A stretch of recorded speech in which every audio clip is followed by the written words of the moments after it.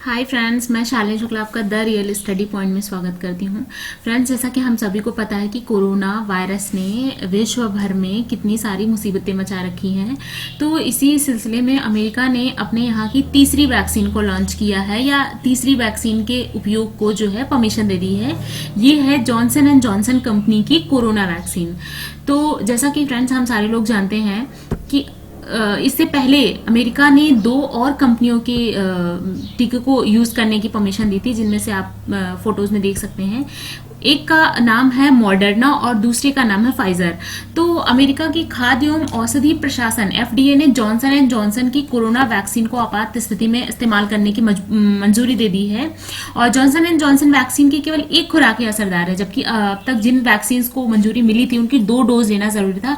जैसा कि अभी यहाँ पे इंडिया में भी चल रहा है कि 1 डोजेज फिर 2 डोजेज 15 दिन पे या शायद 2 हफ्ते पे लेनी है।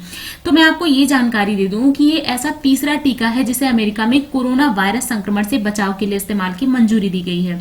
इसका मतलब ये है कि अब अमेरिका में कोरोना से जंग के लिए 3 वैक्सीन का इस्तेमाल किया जा सकता है। तो पहली होगी फाइजर बायोएनटेक एंड दूसरी होगी मॉडर्ना की वैक्सीन और तीसरी होगी आपकी जॉनसन एंड जॉनसन की वैक्सीन।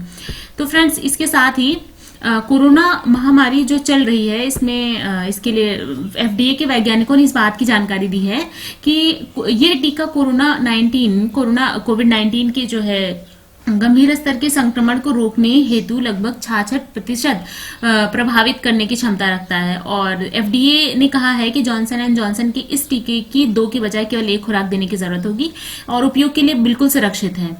तो FDA ने इस वैक्सीन को मंजूरी देते हुए कहा है कि कोरोना वायरस की रोकथाम के लिए ये टीका आपातकालीन स्थिति में यूज किया जा सकता है और इस टीके को 18 साल या उससे अधिक उम्र के व्यक्तियों में इस्तेमाल किया जा सकता है। मतलब ये अभी भी बच्चों के लिए नहीं है, बच्चों के लिए हो सकता है अलग से टीका लॉन्च किया जाए। तो फ्रेंड, जॉनसन एंड जॉनसन की जो कोरोना वैक्सीन का ट्रायल है ये ऑलरेडी 3 महाद्वीपों में किया गया है। वैक्सीन से अमेरिका में कोरोना के खिलाफ लगभग 85.9% की सुरक्षा पाई गई है, जबकि ट्रायल में ये केवल 2.3% गंभीर साइड इफेक्ट इसके लिए देखे गए।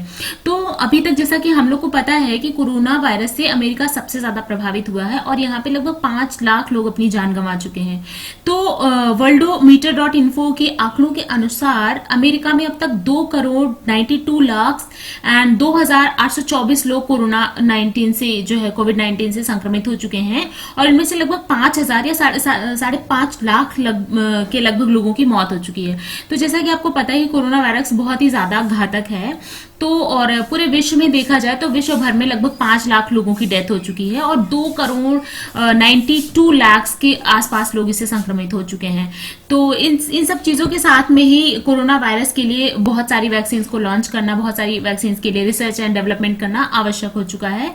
तो इसी के सिलसिले में हमने ये न्यूज जो है कवर की है। तो thank you friends for watching the video.